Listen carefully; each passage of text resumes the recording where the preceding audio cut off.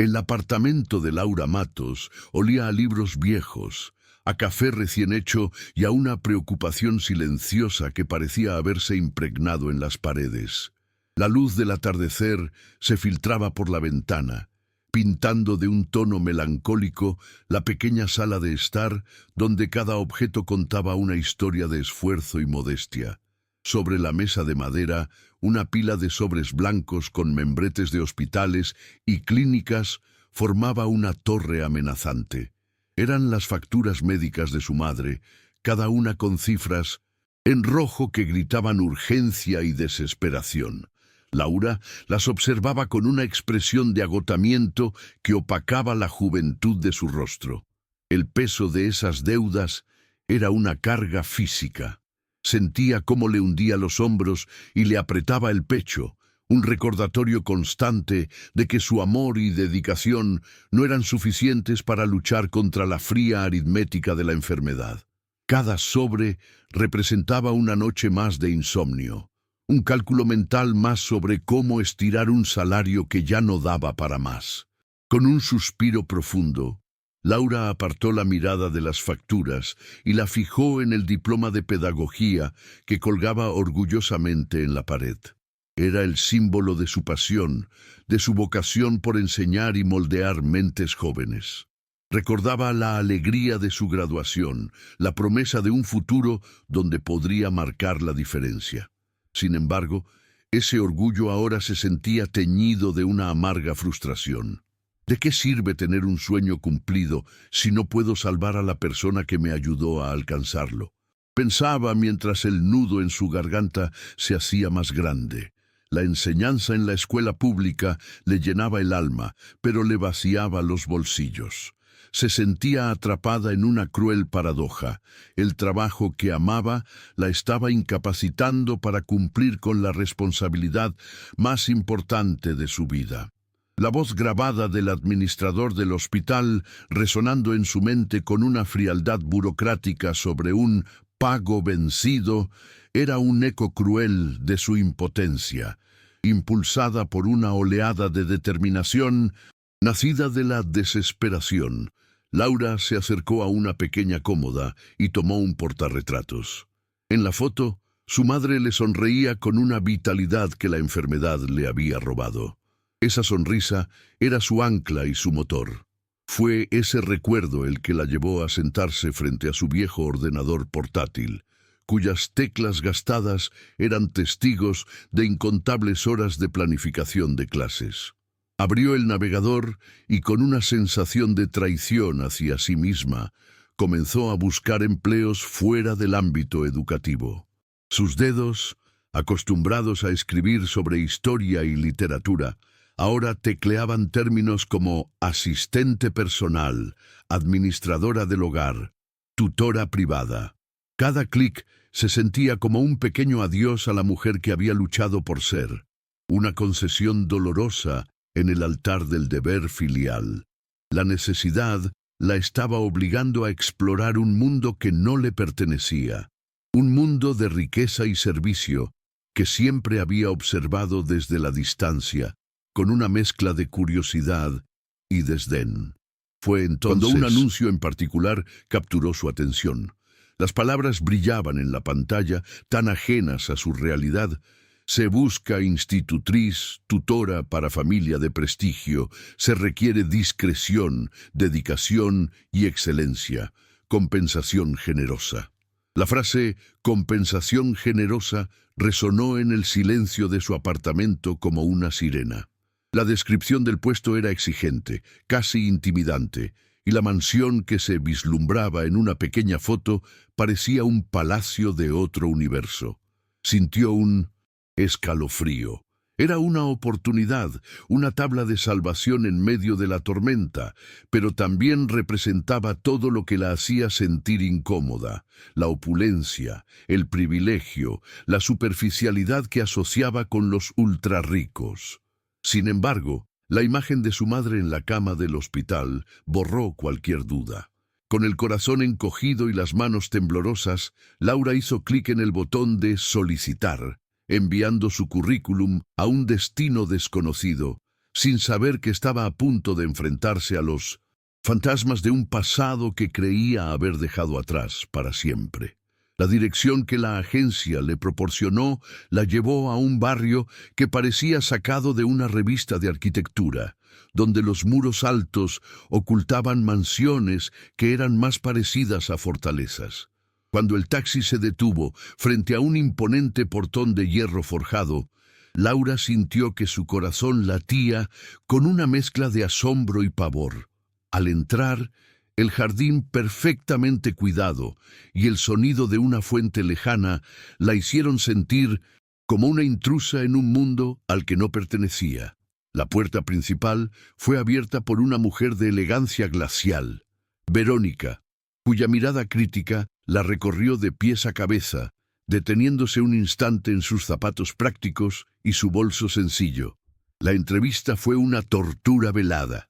Cada pregunta de Verónica estaba diseñada no para conocer sus habilidades, sino para subrayar su inferioridad. ¿Tiene experiencia en hogares de este calibre?, preguntó, arrastrando la última palabra con un desdén apenas disimulado. Laura respondió con una dignidad tranquila, aferrándose a su profesionalismo como a un escudo, aunque por dentro se sentía cada vez más pequeña, como si el lujo opresivo de la casa estuviera absorbiendo todo el aire. Justo cuando Laura pensaba que la humillación había terminado, dos pequeñas figuras aparecieron en el umbral del gran salón. Eran los niños, Tomás y Sofía. La niña, de unos 5 años, se escondió tímidamente detrás de Verónica, mientras que el niño mayor mantenía una postura desafiante, con los brazos cruzados y el ceño fruncido. Verónica los presentó con un suspiro de fastidio, como si fueran un inconveniente. Fue en ese momento cuando la verdadera esencia de Laura emergió. Ignorando a la mujer, se arrodilló para quedar a la altura de los niños, y una calidez genuina suavizó sus facciones. «Hola, Sofía», dijo en voz baja, notando el pequeño broche de mariposa en su vestido. «Esa es una mariposa muy bonita. ¿Sabes que pueden volar más alto que esta casa?» La niña la miró con curiosidad. Luego se volvió hacia Tomás, que observaba con recelo. «Y tú debes ser Tomás. He visto el dibujo de un dinosaurio en la nevera. Es un T-Rex increíble». El niño parpadeó, sorprendido de que alguien hubiera notado su arte. Por primera vez desde que Laura llegó, el ambiente gélido de la mansión se tiñó con un toque de calidez humana. En ese preciso instante, el sonido de unos pasos firmes sobre el mármol anunció una nueva presencia. Un hombre alto, vestido con un traje costoso que parecía una armadura, entró en la habitación. Su rostro era una máscara de control y autoridad, pero sus ojos delataban un cansancio profundo. «Verónica, ¿cómo va la selección?», preguntó con una voz grave y desprovista de emoción. Laura se puso de pie lentamente, y cuando sus miradas se cruzaron, el mundo se detuvo. El reconocimiento fue un golpe eléctrico, brutal e instantáneo. La esperanza que había florecido en su pecho al conectar con los niños se congeló y se hizo añicos. Era él, Ricardo Albuquerque, el chico que había convertido sus años escolares en un infierno, el artífice de sus inseguridades más profundas. Su mandíbula se tensó y un frío helado recorrió su espalda. La expresión de indiferencia de Ricardo también se quebró, reemplazada por una fracción de segundo de puro desconcierto, como si un fantasma de su pasado se hubiera materializado en medio de su presente perfectamente controlado. El aire en la habitación se volvió denso, cargado con el peso de una historia no contada. De todas las personas, de todas las casas en esta ciudad, tenía que ser la suya, gritaba la mente de Laura. Su primer impulso fue darse la vuelta y huir, abandonar la entrevista, el dinero y la oportunidad, cualquier cosa con tal de no tener que enfrentarlo. Podía sentir sus antiguas heridas abriéndose, la humillación de la niña que fue resurgiendo con una fuerza inesperada. Ricardo, por su parte, se recompuso rápidamente, pero una tormenta de emociones conflictivas se agitaba bajo su superficie. Sin embargo, la mirada de sus hijos, que por primera vez en mucho tiempo no lo observaban a él, sino a Laura, con una curiosidad esperanzada, lo ancló a la realidad. Necesitaba ayuda. Laura necesitaba el dinero. Eran dos enemigos acorralados por sus propias desesperaciones. «Señorita Matos», dijo él, su voz ahora formal y distante, «los niños parecen haberla aceptado. Le ofrezco un período de prueba. 1 semana». No era una pregunta, sino una Laura, orden. Con la imagen de las facturas médicas grabada en su mente, asintió en silencio, sellando un pacto insoportable que ninguno de los dos deseaba, pero que ambos necesitaban desesperadamente.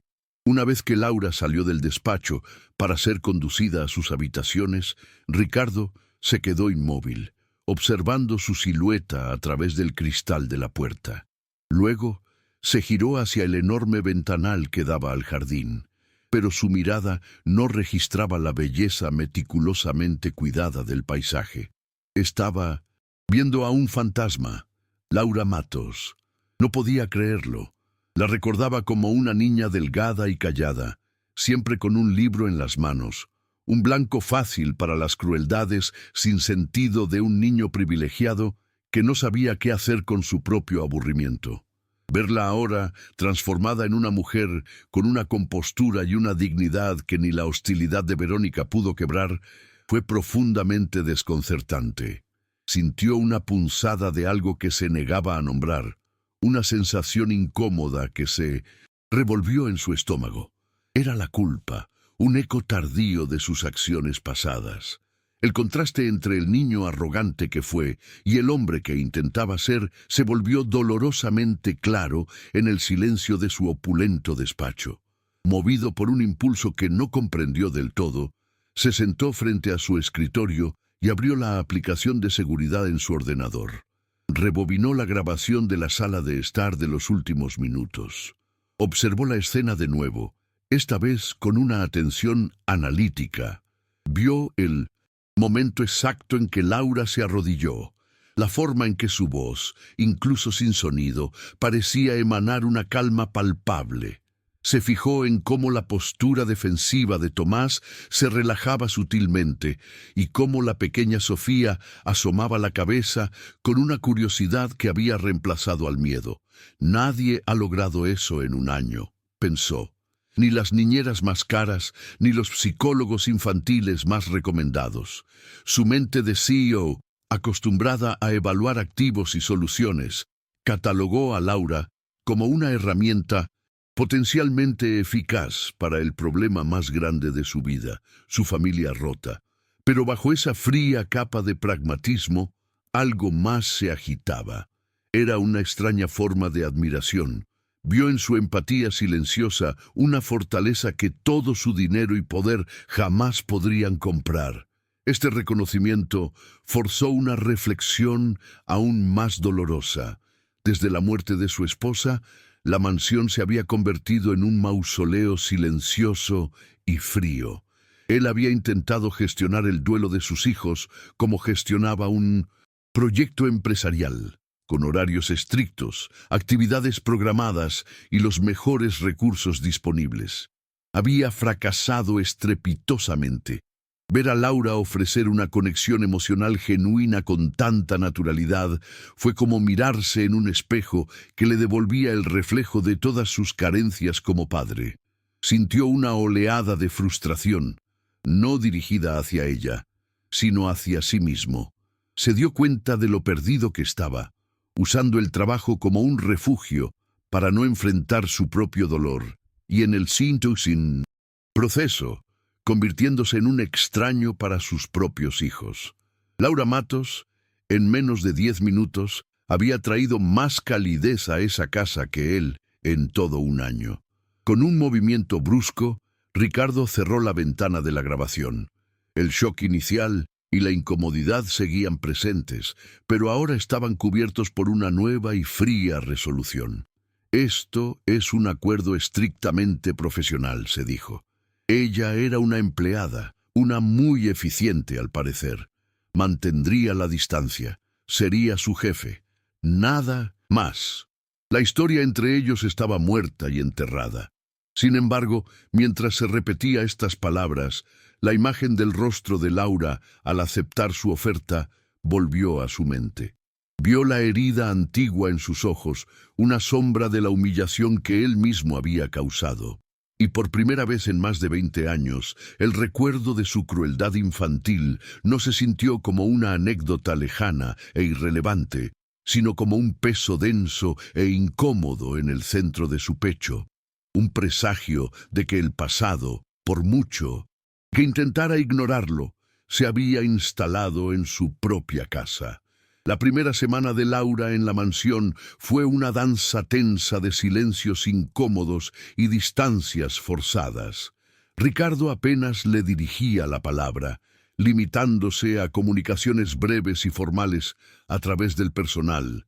Sin embargo, el verdadero campo de batalla era Tomás, el niño atrapado en un caparazón de dolor y rabia desde la muerte de su madre. Se había vuelto un experto en poner a prueba los límites de cada cuidador. El punto de quiebre ocurrió una tarde mientras trabajaba en una maqueta del sistema solar para la escuela. Frustrado por no poder pegar un pequeño Saturno en su órbita, un recuerdo de su madre ayudándolo con un proyecto similar lo asaltó. Con un grito de furia, barrió todo de la mesa. Planetas de poliestireno y alambres volaron por la habitación. Verónica, que pasaba por ahí, reaccionó con su habitual exasperación. «¡Tomás! ¡Mira este desastre! ¡Estás castigado! ¡No más videojuegos por una semana!» Le chamise. Amenaza solo añadió combustible al fuego, y el niño se deshizo en un llanto iracundo, encerrándose aún más en su pequeño mundo de dolor. Laura, que había presenciado la escena desde el umbral de la puerta, intervino con una calma que desarmó la tensión del ambiente. Le pidió a Verónica, con una cortesía inquebrantable, que la dejara manejar la situación. Una vez a solas con el niño, no dijo una palabra. No lo regañó, ni intentó minimizar su arrebato. Simplemente se sentó en el suelo, a una distancia prudente del pequeño huracán de sollozos que era Tomás. Con una lentitud deliberada, comenzó a recoger las piezas esparcidas de la maqueta. No las juntaba para reconstruir, sino simplemente para ordenar el caos, un gesto de cuidado silencioso. Su presencia tranquila era una oferta de paz, no una exigencia de comportamiento. Le estaba mostrando, sin palabras, que su rabia no la asustaba, que entendía que su enfado era solo la punta de un iceberg de tristeza. No había juicios en su mirada, solo una paciencia infinita que envolvía al niño como una manta cálida. Después de varios minutos que parecieron una eternidad, los sollozos de Tomás se convirtieron en un hipo tembloroso. «No se pega», susurró con la voz rota, señalando el pequeño planeta en la mano de Laura. «Mami me ayudó con el último. Ella usaba un pegamento especial». Era la primera vez que hablaba de su madre con alguien que no fuera su hermana. Laura lo escuchó, asintiendo suavemente, permitiendo que el peso de 1900 esa confesión llenara el espacio entre ellos. A veces, cuando las cosas se rompen, parece que nunca volverán a ser iguales, dijo ella en voz baja. Una vez, cuando era niña, se me rompió mi juguete favorito. Lloré por horas. Creó un pequeño puente de empatía, una conexión basada en una pérdida compartida. Luego, le ofreció una opción, devolviéndole el control. Era una maqueta increíble. Si quieres, podemos intentar arreglarla juntos, o podemos construir una completamente nueva, una que ella le habría encantado ver. El niño la miró, y en sus ojos, por primera vez, hubo un destello de confianza. Asintió lentamente, y juntos, en el suelo, comenzaron a reconstruir. Mientras tanto, a kilómetros de distancia, Ricardo estaba sentado en una sala de juntas estéril, rodeado de ejecutivos que discutían proyecciones financieras multimillonarias. Su mente, sin embargo, no estaba en los gráficos de la pantalla. Discretamente, observaba su teléfono bajo la mesa, conectado a la cámara de seguridad de la sala de juegos de su hijo. Había visto toda la escena desplegarse en tiempo real, la explosión de Tomás, la reacción predeciblemente inútil de Verónica y, finalmente, la intervención magistral de Laura. El contraste entre el mundo frío y calculador de sus negocios y la conexión humana, cruda y genuina, que veía en la pequeña pantalla de su teléfono, era abrumador. Se quedó completamente cautivado, observando cómo Laura no solo reparaba una maqueta escolar, sino que comenzaba a sanar una pequeña grieta en el corazón roto de su hijo. En ese momento, por primera vez, no la vio como la niña a la que atormentaba, sino como una presencia extraordinaria y sanadora en la vida de su familia. El incidente con Tomás actuó como un catalizador, alterando sutilmente la atmósfera gélida de la mansión. Esa noche, Ricardo llegó a casa mucho más tarde de lo habitual, esperando encontrarse con la misma quietud tensa de siempre. Sin embargo, algo era diferente. El silencio no se sentía vacío, sino pacífico. Al pasar por la cocina, se detuvo. La suave luz interior iluminaba a Laura, que estaba de espaldas a él, preparándose una taza de té. La lluvia golpeaba suavemente contra los enormes ventanales, creando una burbuja de intimidad en medio de la noche. Por primera vez desde que ella había llegado, Ricardo sintió una vacilación, una incertidumbre que chocaba con su naturaleza controladora. Se quedó en el umbral, observándola, sintiendo la necesidad de decir algo, de reconocer lo que había presenciado a través de la fría lente de la cámara de seguridad. Era un impulso que iba más allá de la cortesía de un empleador. Era algo más personal, algo que lo inquietaba profundamente. Finalmente, entró en la cocina, y el suave sonido de sus zapatos sobre el mármol hizo que Laura se sobresaltara. Él se aclaró la garganta, sintiéndose extrañamente torpe. «Gracias», dijo, su voz más grave de lo normal. «Por lo de Tomás. Vi lo que pasó en las cámaras».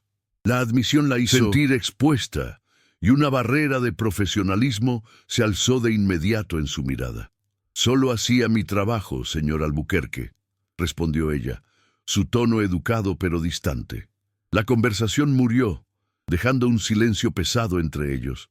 Para romperlo, y quizás para recuperar el control de la situación, Laura dejó salir algo que había estado enterrado por años.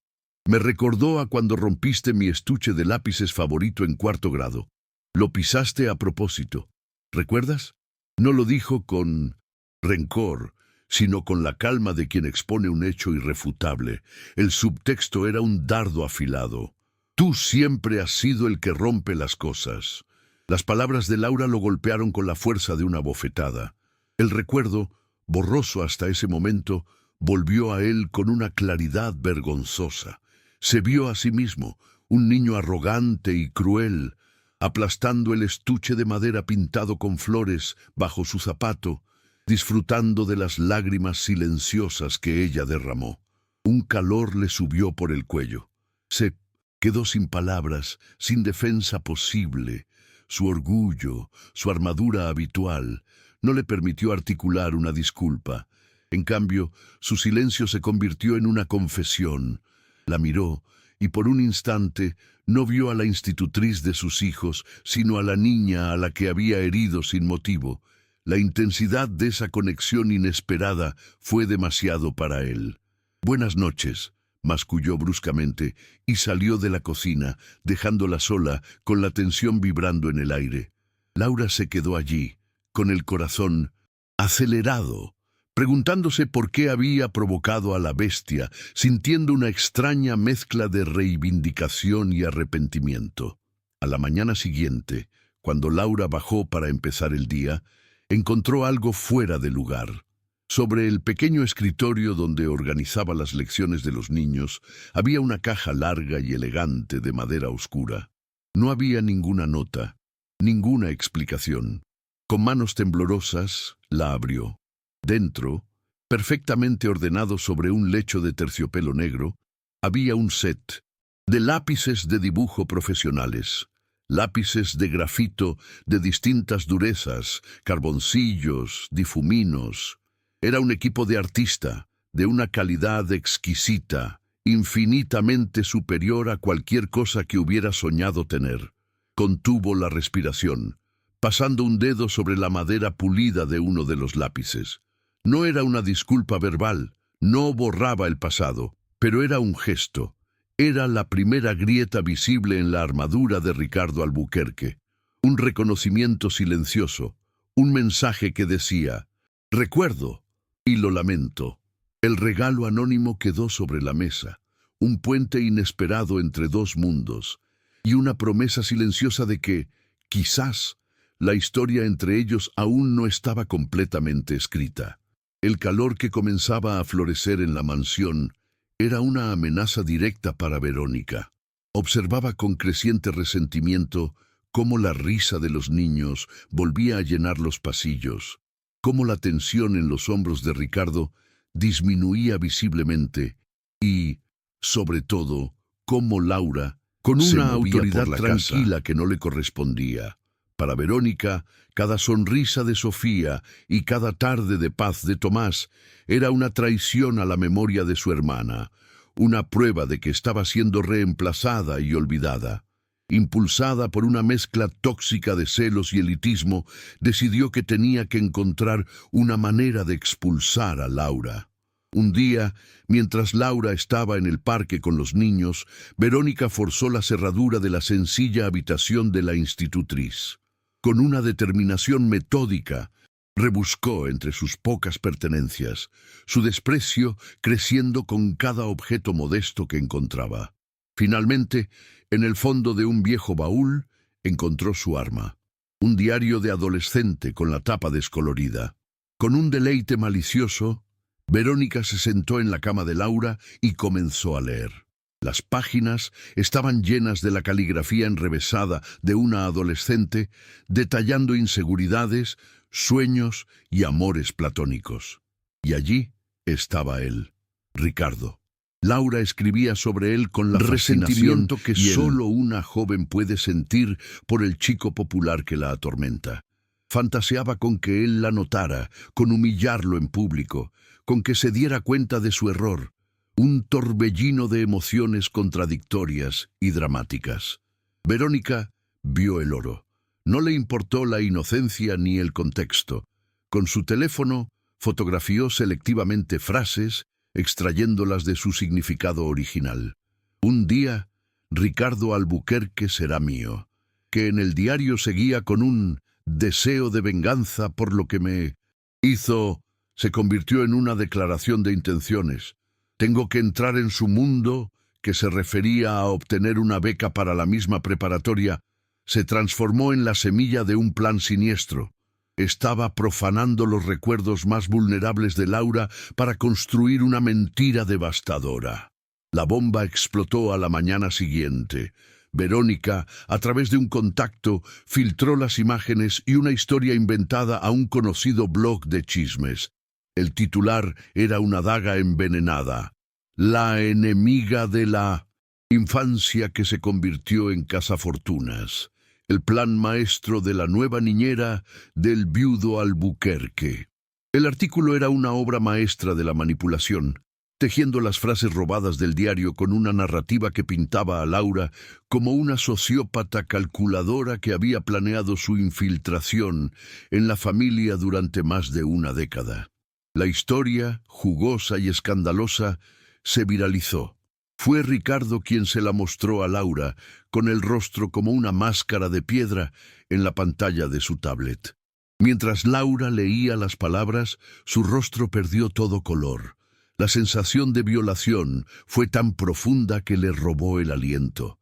Era como estar desnuda en una plaza pública, con miles de extraños señalando y riéndose de las cicatrices de su alma adolescente.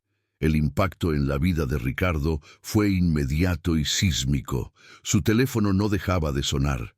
miembros de la junta directiva, inversores preocupados, su propia familia escandalizada. El escándalo no era solo personal, amenazaba la imagen pública de su empresa, construida sobre cimientos de tradición y confianza. Sus padres lo llamaron horrorizados, exigiéndole que despidiera a esa mujer inmediatamente para contener la crisis. Verónica, por supuesto, interpretó su papel a la perfección. «Ricardo, querido, te lo advertí», le dijo con falsa compasión. «La gente de su clase es predecible. Hice que la investigaran por tu bien, por el bien de los niños». De repente, Ricardo se vio atrapado en una jaula. La lógica empresarial, la presión familiar y la opinión pública gritaban al unísono, exigiéndole la única solución razonable: sacrificar a Laura para salvarse a sí mismo. El frágil puente que había comenzado a construirse entre ellos se había derrumbado, reemplazado por un muro de escándalo y desconfianza. Laura se encerró en su habitación, pero las paredes no podían protegerla del eco de la humillación. Cada titular, cada comentario anónimo en Internet era una piedra que lapidaba la poca confianza que había logrado construir. Se sentía despojada, su adolescencia entera expuesta y retorcida para el consumo público. Pero más que la vergüenza, lo que la ahogaba era la idea de cómo la verían ahora los demás, especialmente Ricardo y los niños. Todas sus inseguridades infantiles, aquellas que Ricardo había ayudado a forjar, volvieron con una fuerza devastadora. La narrativa del blog era una caricatura cruel, pero confirmaba su miedo más profundo, que para el mundo de los Albuquerque ella siempre sería una extraña, una usurpadora, alguien cuyo valor era medido por sus posibles segundas intenciones, no por la bondad de su corazón.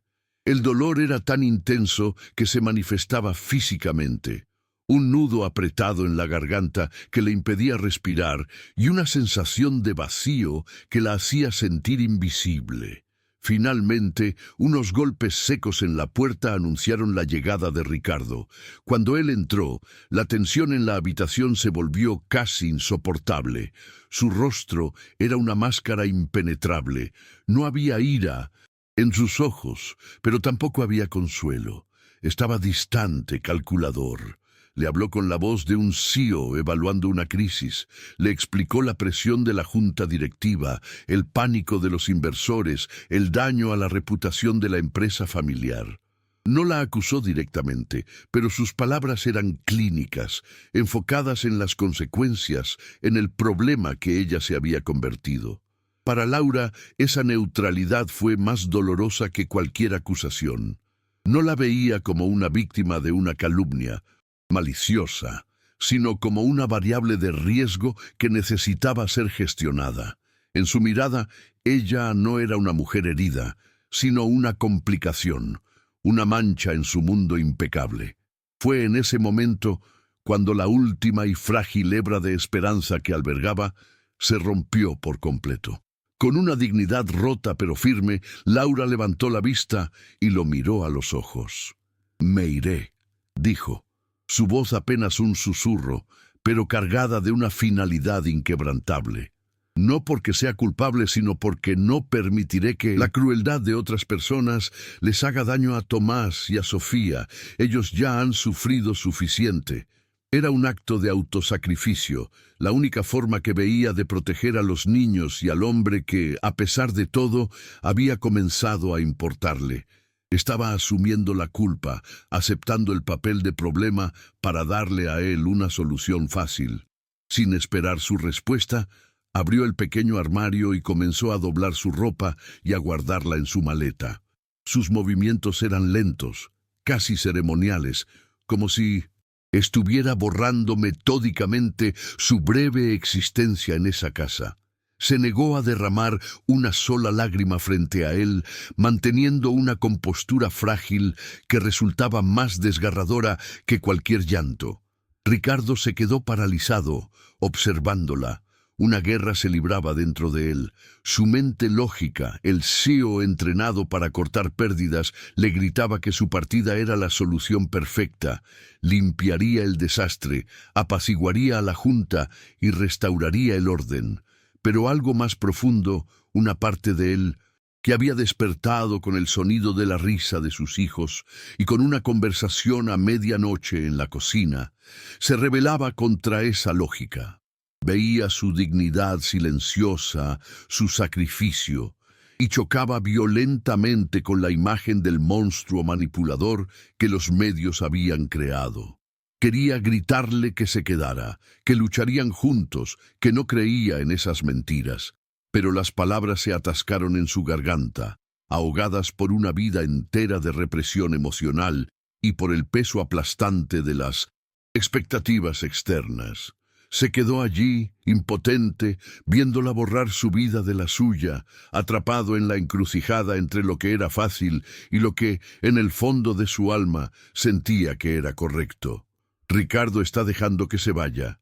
¿Crees que debería detenerla y luchar por ella, arriesgando su reputación y su empresa? ¿O está tomando la decisión correcta para proteger a su familia del escándalo?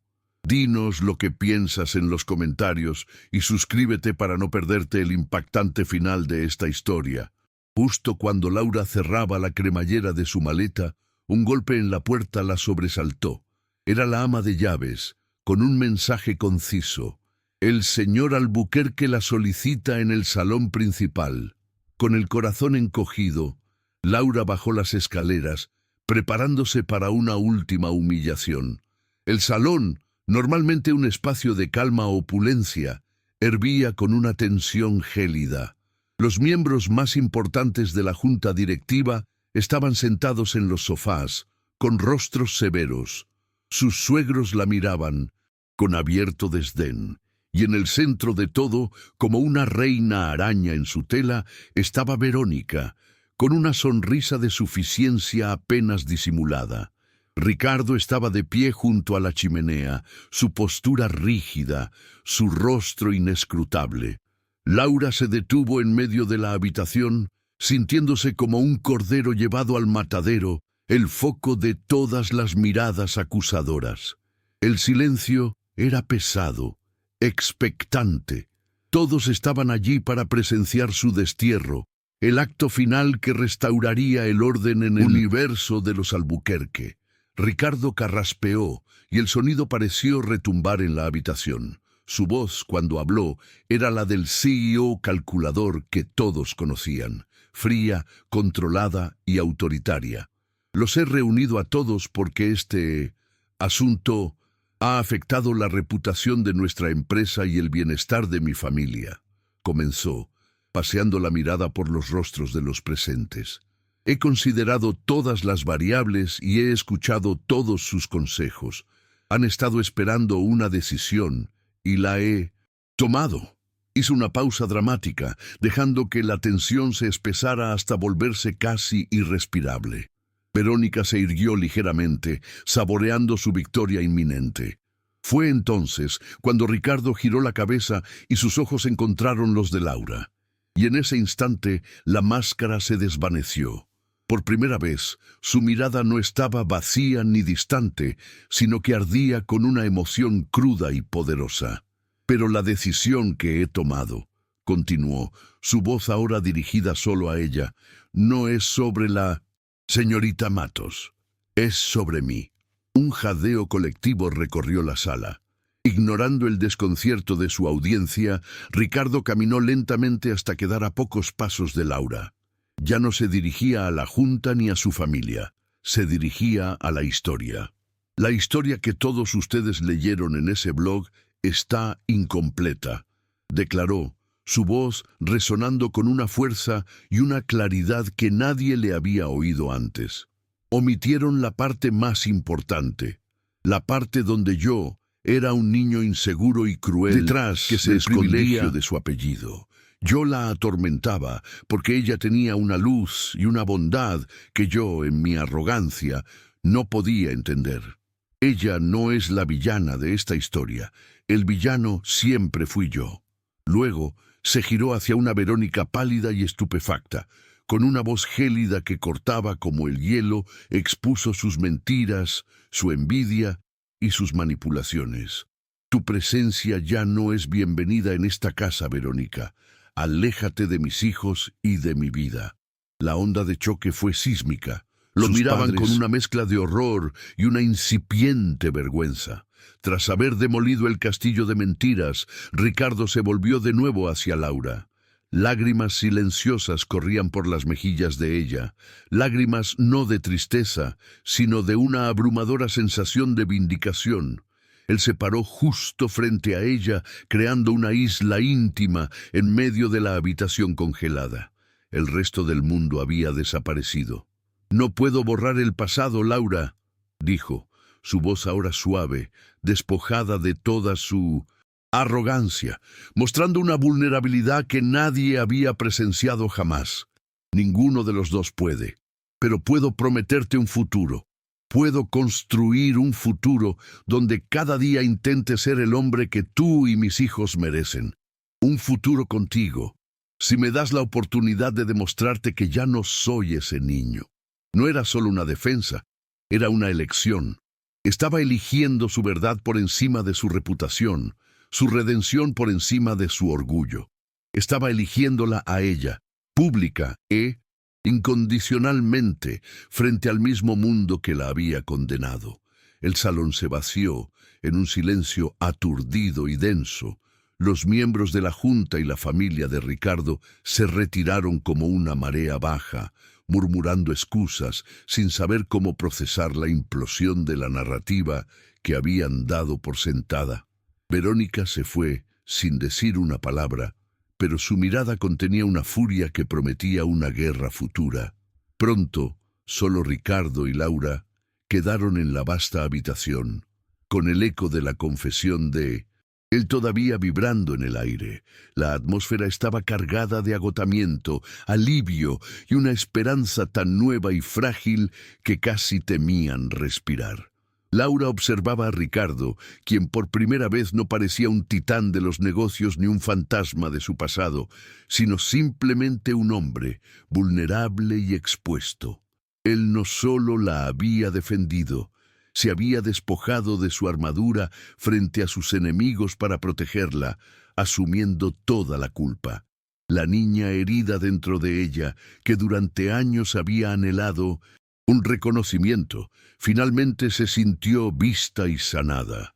Él dio un paso vacilante hacia ella, el espacio entre ellos ahora lleno de un significado completamente nuevo.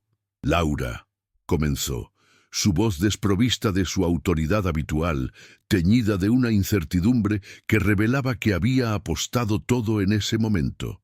La dinámica de poder se había invertido por completo. Él, que lo tenía todo, acababa de poner su futuro en manos de ella, la mujer que no tenía nada más que su integridad. Ella finalmente encontró su voz, haciendo la única pregunta que importaba. «¿Por qué?», susurró, una palabra que abarcaba décadas de dolor y semanas de una conexión incipiente. Él la miró, y en sus ojos ella vio la respuesta antes de que él hablara. «Porque no podía soportar ver cómo mi pasado te hacía daño otra vez», confesó. «Te vi con mis hijos, vi cómo les devolvías la vida, la risa, y me di cuenta de lo vacía que era mi propia vida. La idea de que te fueras, de que esta casa volviera a ser un mausoleo silencioso era insoportable». Su confesión abrió las compuertas de su corazón, y las palabras que había reprimido por tanto tiempo finalmente fluyeron libremente. «Cuando vi ese artículo, cuando vi tu dolor, entendí que todo estaba conectado. Mi crueldad de niño te creó una herida, y el mundo al que pertenezco la usó para intentar destruirte. Me di cuenta de que ya no se trataba de mi empresa ni de mi reputación», dijo, acercándose más. «Se trataba de que estaba a punto de perder a Bintu Sintasu, la única persona que ha traído luz a esta casa y a mi vida desde que se fue». Hizo una pausa, su mirada intensa. «Me he enamorado de ti, Laura, no por cómo cuidas a mis hijos, sino por la mujer que eres, por tu fuerza, por tu increíble corazón. Lentamente, levantó una mano y, con una ternura que ella nunca creyó posible en él, le secó una lágrima de la mejilla. El toque de su piel fue como una descarga eléctrica que derribó el último muro de Laura. Abrumada por la emoción, le confesó su propia verdad. «Yo también empecé a verte», susurró ella, su voz temblorosa. Debajo del hombre frío y distante vi al padre que sufría, al esposo que estaba de luto.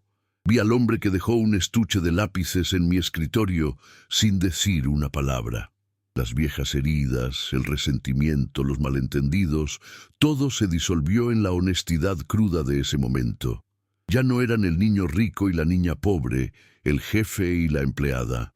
Eran solo un hombre y una mujer que se habían encontrado en 1900, medio de las ruinas de sus vidas. Él la atrajo suavemente hacia sí, envolviéndola en un abrazo que no era de pasión, sino de profundo consuelo y reconocimiento. Se aferraron el uno al otro, dos almas solitarias que finalmente habían encontrado un refugio, un hogar en el corazón del otro. 6 meses después, la mansión Albuquerque era irreconocible, no en su estructura, sino en su alma.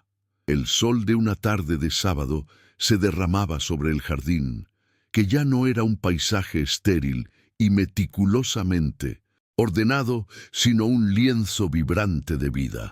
Ricardo, ahora en vaqueros y una camisa casual, reía a carcajadas mientras empujaba a una Sofía radiante en un columpio nuevo que colgaba de un viejo roble. Cerca de allí, sobre una manta de picnic, Tomás le mostraba con orgullo a Laura un cuaderno lleno de dibujos, y ella lo elogiaba con un cariño que envolvía al niño en una burbuja de confianza y seguridad. Laura ya no caminaba con la cautela de una empleada. Se movía con la gracia y la confianza de quien sabe que está en su hogar, amada y valorada. El silencio opresivo de la casa había sido reemplazado por una sinfonía de risas infantiles y conversaciones alegres, la prueba viviente de que la felicidad había echado raíces profundas. Mientras observaban a los niños jugar, Ricardo le pasó un brazo por los hombros a Laura, atrayéndola hacia él.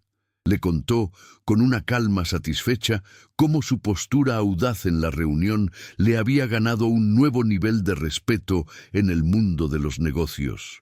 Los miembros de la junta que se habían opuesto a él fueron marginados, y la historia de su integridad había fortalecido la imagen de la empresa. Verónica, por su parte, se había convertido en una paria social.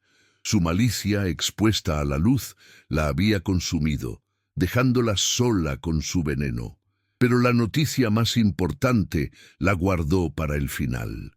«Hablé con el hospital esta mañana», dijo en voz baja. «La última factura de tu madre está pagada, y la casita cerca del lago estará lista para que se mude la próxima semana». Con ese gesto, Ricardo no solo levantó la última carga que pesaba sobre los hombros de Laura, sino que unió sus dos mundos, prometiéndole un futuro donde las preocupaciones de ella eran también las suyas. Más tarde, cuando los niños se persiguían el uno al otro en un juego inventado, Ricardo tomó la mano de Laura. En su dedo anular brillaba un anillo de compromiso, elegante y discreto. Un símbolo perfecto de su amor. «He estado pensando», dijo él, su mirada llena de un propósito renovado. «Quiero iniciar una fundación para ayudar a financiar escuelas públicas en barrios de bajos recursos. Tú me enseñaste que el verdadero valor no está en lo que posees, sino en la diferencia que puedes marcar en la vida de otros». Le pidió que la dirigiera con él, uniendo su pasión por la educación con los recursos de él para reparar de alguna manera las injusticias del mundo que los había separado en el pasado. Ya no era el niño que rompía sus cosas por despecho. Era el hombre que quería construir un mundo mejor a su lado, inspirado por ella. Ella asintió, con los ojos llenos de lágrimas de felicidad, y se inclinó para besarlo, un beso que sellaba un futuro basado no en la fantasía, sino en el perdón, el respeto y la sanación mutua. A veces, las heridas más profundas de nuestro pasado se convierten en los cimientos del futuro más hermoso. La historia de Laura y Ricardo nos enseña que el amor verdadero no es el que ignora las cicatrices, sino el que las besa hasta que dejan de doler. Nos recuerda que la bondad es una fuerza más poderosa que el privilegio y que una segunda oportunidad, cuando se toma con un corazón abierto, tiene el poder de reescribir no solo una vida, sino el destino de una familia entera. El amor, al final, no fue encontrar a la persona perfecta, sino aprender a ver perfectamente a una persona imperfecta. Si esta historia de amor y redención tocó tu corazón, no olvides darle a me gusta, compartir y, lo más importante, suscribirte a nuestro canal para no perderte ninguna de nuestras próximas historias. Gracias por acompañarnos. Hasta la próxima.